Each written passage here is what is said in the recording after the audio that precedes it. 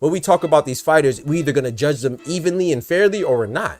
You see what I'm saying? You can't expect, and that's the thing. That's why I think that Boots is heavily criticized, because I'm not saying that you can't expect more of Boots. Of course I want Boots to fight Virgil. Of course I want Boots to fight Bakram and Fundora.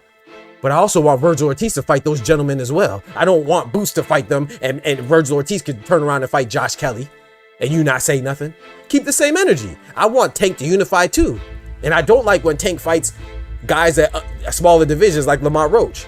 But I also don't like when Nick Ball does it either. So it's so funny that Dan Rafael, you know, I saw Dan Rafael said F tune-ups. Right? This is what he's talked about Boots, right? Where was Dan Rafael when Virgil Ortiz was fighting Thomas Delorme? Where was Dan Rafael when Virgil Ortiz was fighting Frederick Lawson? Where was Dan Rafael when Nick Ball's about to fight Sam Goodman? Another guy consecutively that came from a weight division below as a WBA champion at featherweight. He fought TJ Doheny coming off a knockout loss at 122, and now he's about to fight Sam Goodman coming from 122. Those aren't tune-ups? Where's Dan Rafael?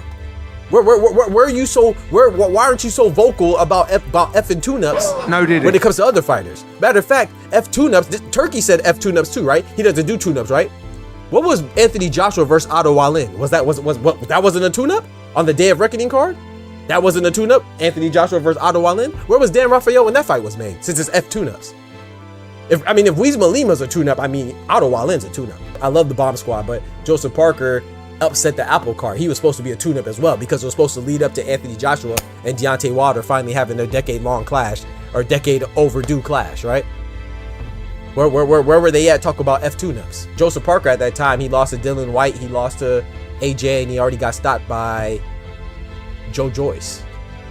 Where was the F tune-ups then? Oh, but for Boots, it's F tune-ups. Oh, for Tank, we don't want him to fight anybody smaller. But Nick Ball.